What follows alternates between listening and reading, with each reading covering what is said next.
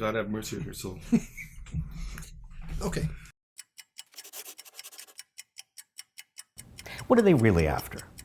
Connect these 7 dots. Number 1, they're against... Robert Reich. Boy, it's a little intimidating to be on this side of the camera, isn't it? Connect the dots. Okay, this is Robert Reich's Connect the Dots. And he's a terrific cartoonist. I've got to admit that. He's a very, very good cartoonist. I wish I could cartoon that quickly. I usually have to think about it a lot more. But like a lot of cartoonists, he spends a lot of time caricaturing and exaggerating the motives of his philosophical and political opponents. He thinks he knows the motives. This was something that political types and pundits do all the time.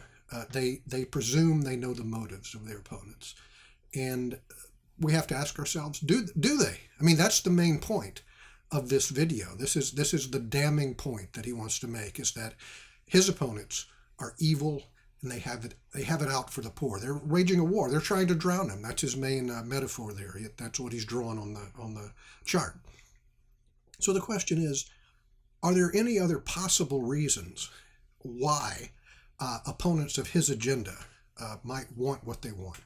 So 5 out of 7 of these points all involve, as is typical for someone of his political persuasion, all involve spending lots more money. Now, can you imagine a motive that would justify taking these positions that would be acceptable and reasonable? As it happens, there are a lot of people, I'm not a Republican, but there are a lot of fiscally responsible people who think that there is a greater danger to our country and our economy and all job prospects if we spend endlessly, if we go into debt so far that we bankrupt the country. Well, then we really see what a depression looks like. So the constant clamor to spend more when there's no evidence that spending more solves any of these problems. There's no evidence that, for instance, education spending has doubled, has tripled, has just gone through the roof with no corresponding improvement in the quality of education. So is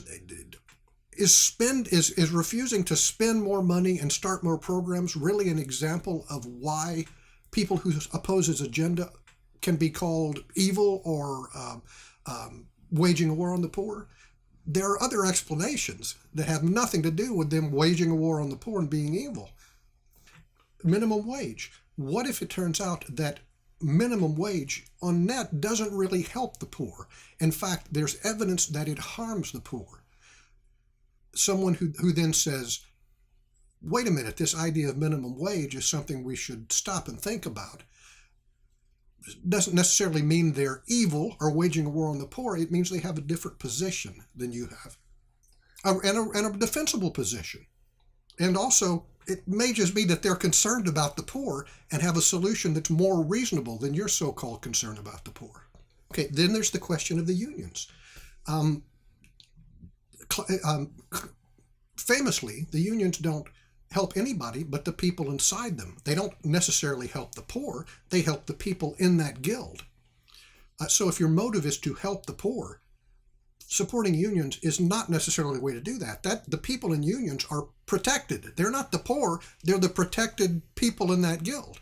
So all anyone needs to do is show why there are plausible alternatives to his conjecture that people who oppose his idealism are evil. There are plausible alternatives.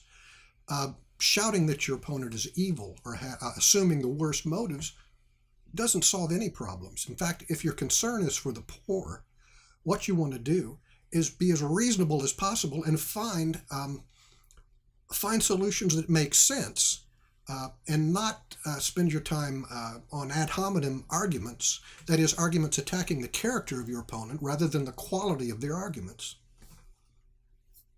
I don't know if I can draw it out any clearer than that.